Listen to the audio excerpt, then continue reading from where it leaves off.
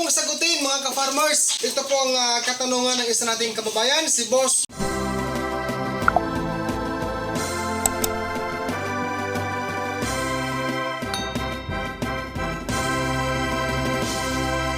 Hello guys, magandang hapon po sa ating lahat. For today's video, gusto ko lang pong ibahagi sa inyo. Ang gagawin ko ngayon guys na pag-alis sa isang pader, division I mean, no? Division ay guys, oh.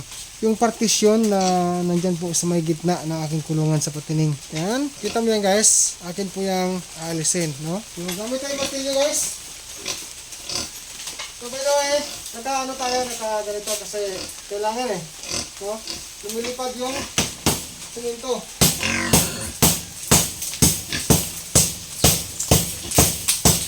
Kasi po ang gusto ko mangyari, mga kababayan, ang nais ko pong mangyari dito, para kasya po ang 10 patining dito. Yan. Maganon.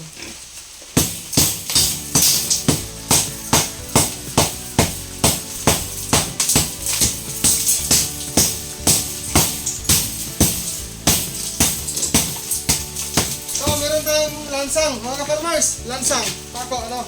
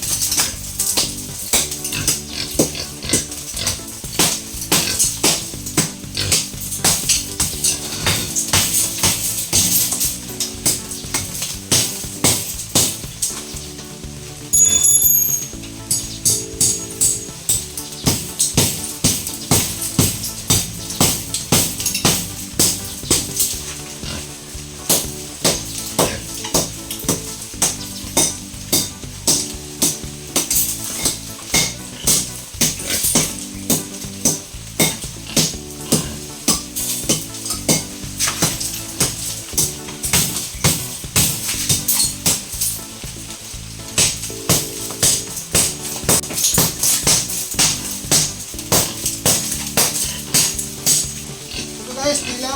Takpan natin.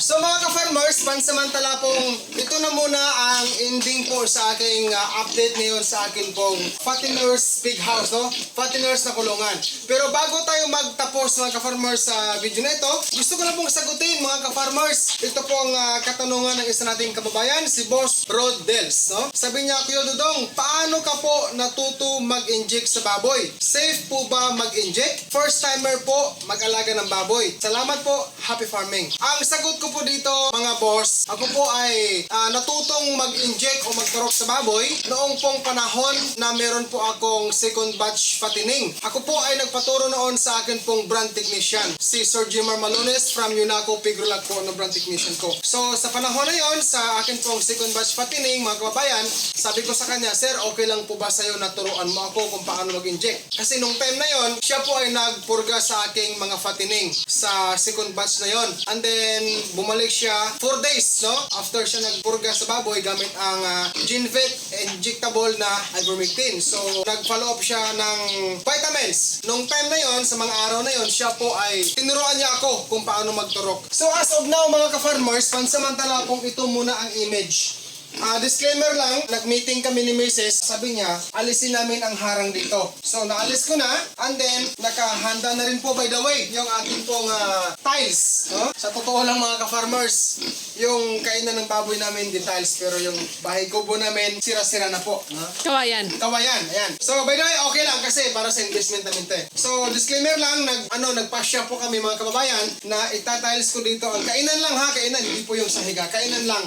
Kasi para mas swabe sa baba o sa mouth ng mga baboy. No? Yan po ay aming pong desisyon. So, kaya ito pong image ngayon, at talagang pinagpasyahan namin na ganito para buo na po ang area para sa 10 pirasong fattening o fatteners mga ka-farmers. So, dito, magkakaroon ako ng mas maayos-ayos pa na paghakot siguro ng buhangin. Pahakutan ko po ito, then ayusin. Then sisimintuhin, magkakaroon pa po tayo ng, in short, magkakaroon ako ng kunting renovation kasi sa totoo lang, para magpantay yung sahig, magle-level. Mataas kasi dito mababa dito, kaya kailangan ko ng panibagong renovation sa akin pong fatteners pig house. No? Okay, atin pong itabi guys ang tiles, no? Yan. So maraming salamat po mga ka-farmers sa inyong pagpanood sa video na ito. Happy farming! See you next time and God bless po sa ating lahat. Bye-bye po!